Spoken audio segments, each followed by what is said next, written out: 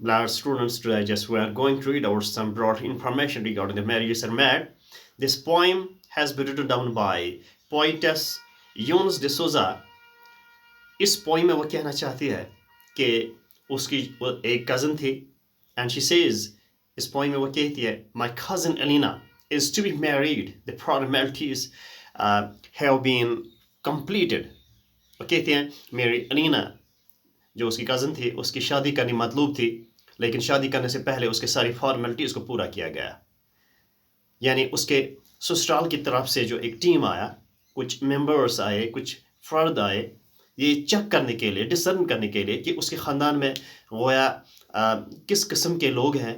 गोया इस ख़ानदान में, जैसे वो इस पोइम में कहती है, हर family history examined for TB and the madness. Her father declared solvent, her eyes examined for the sequence, her teeth for cavities, her stools for the possible non-Brahminic verb. इसका मतलब क्या है? इसका मतलब है कि जब वो टीम उसके घर पहुंचा, उसके ख़ानदान को परखा गया, उसके ख़ानदान को ये परखा गया गोया इसके ख़ानदान में से किसी को ट्यूबरकुलोज तो मत है, यानी टीबी ट्यूबरकुलोज तो मत है, गोया उसके ख़ानदान में किसी को कोई मेडनेस, पागलपन तो मत था।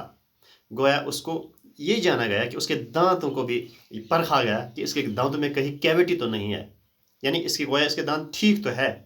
तो और मज़ीद उसके फेसेस को, उसके स्टूल को भी, यानी उसके मल को भी परखा गया, और यहाँ ये पाया गया उसके फादर जो है वो सॉल्वेंट है, यानी उसके अच्छा खासा उसके पास पैसा है।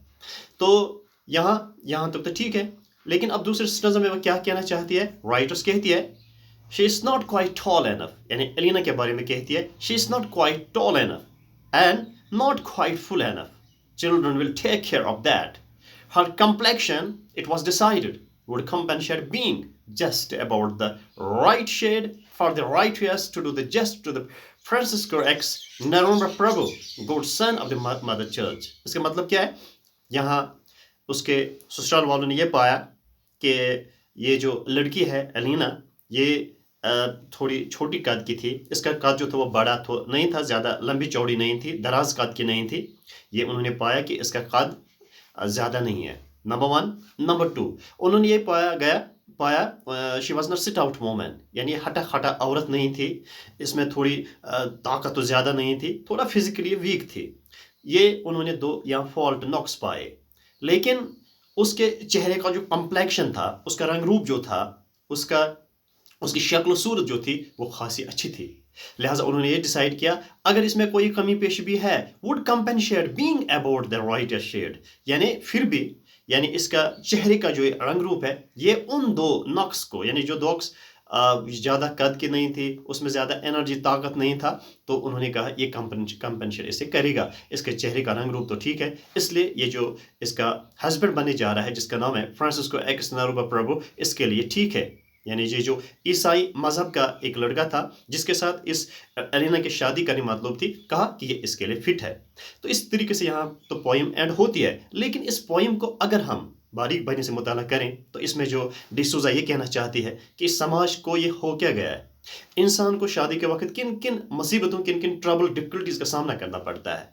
यानी if we look very profoundly toward the society, then simply just we can say here there is the something odd which the poetess doesn't like. इसको बिल्कुल पसंद नहीं करती है कि औरत को, यानी उसके इज्जत को उछाला जाता है।